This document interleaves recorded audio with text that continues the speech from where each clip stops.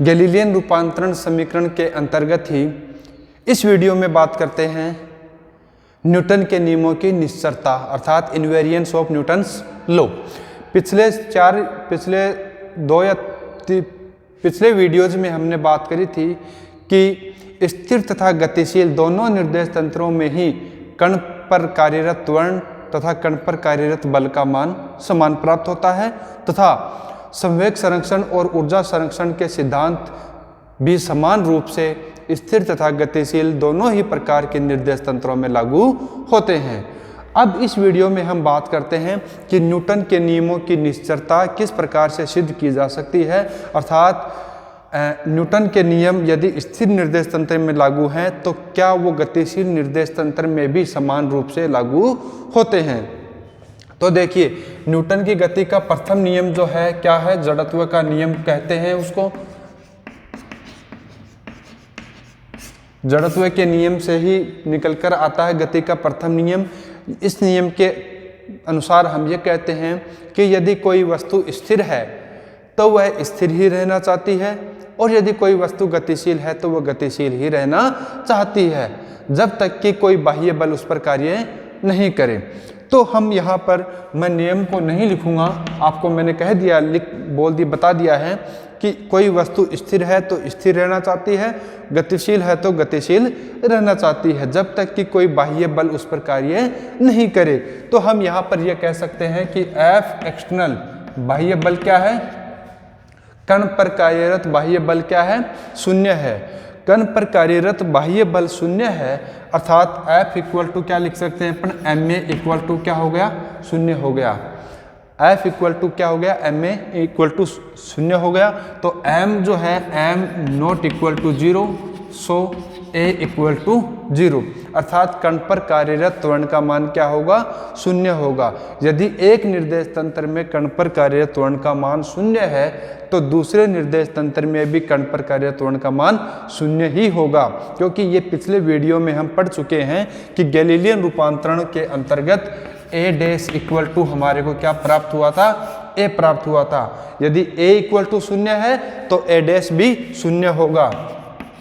यदि a equal टू शून्य है तब a डैश भी क्या होगा, शून्य ही होगा।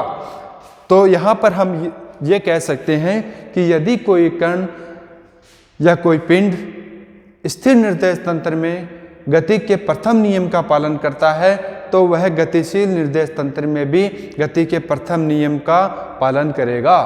यहाँ पर हम एक और यह भी लिख सकते हैं कि a इक्वल टू क्या लिख सकते हैं, dv अपॉन dt। तो dv अपॉन dt इक्वल टू शून्य होता है और इसका इंटीग्रेशन कर देंगे तो क्या आ जाएगा, v इक्वल टू कॉन्स्टेंट यानी कि नियत। v इक्वल टू कॉन्स्टेंट या नियत आने का मतलब ये होता है कि यदि कण स्थिर है तो स्थिर है और यदि गतिशील है तो उसी वेग से गति करता रहेगा, उसी नियत वेग से गति करता रहेगा, उसके वेग में किसी प्रकार का कोई परिवर्तन नहीं होगा।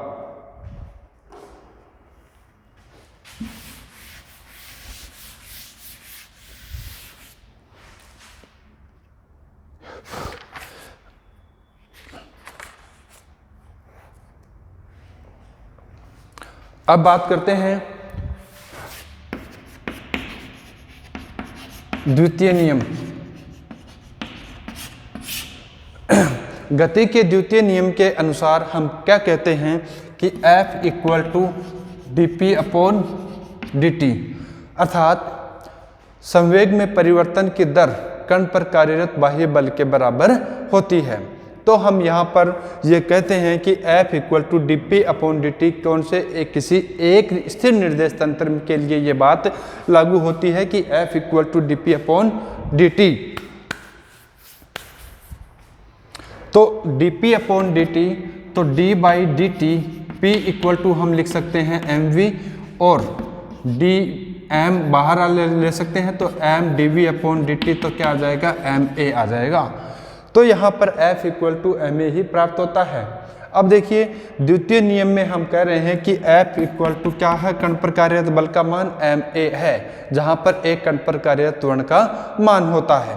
तो द्वितीय यानी कि दूसरा जो गतिशील निर्देश तंत्र है, क्योंकि वो हम ऑलरेडी पिछले वीडियोज में हम पढ़ चुके हैं A dash equal to A, तो कण पर कार्यरत बल का मान भी समान ही प्राप्त होगा। तो यहाँ F डैश इक्वल टू क्या होगा, ma डैश और इक्वल टू क्या आएगा, ma आएगा। तो हाँ, यहाँ पर हम ये कह सकते हैं कि यदि स्थिर निर्देश तंत्र में गति का दूसरा नियम सिद्ध सत्य है तो गतिशील निर्देश तंत्र में भी गति का द्वितीय नियम सत्य ही होगा। अब बात करते हैं गति के तृतीय नियम के बारे में। तृतीय नियम, तृतीय नियम के अनुसार, तृतीय नियम को हम क्रिया प्रतिक्रिया का नियम भी कहते हैं। तो यह होता है क्रिया प्रतिक्रिया का नियम, क्रिया प्रतिक्रिया का नियम। इसके अनुसार ये भी लिख सकते हैं कि F12 इक्वल टू क्या होता है, माइनस F21 होता है।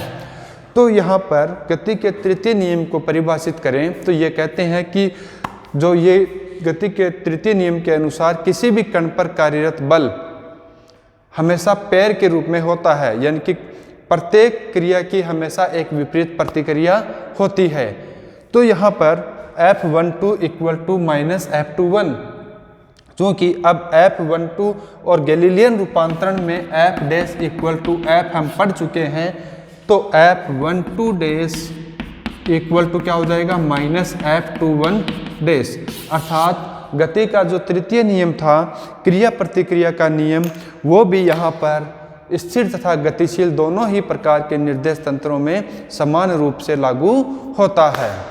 इन जो समान रूप से, अर्थात अब हम यहाँ पर ये कह सकते हैं कि गति के तीनों नियम, प्रथम द्वितीय तथा तृतीय नियम स्थिर तथा गतिशील दोनों ही प्रकार के निर्देश तंत्रों में लागू होते हैं और समान रूप से लागू होते हैं, यानी कि गति के तीनों नियमों में किसी प्रकार का कोई परिवर्तन नहीं होता है।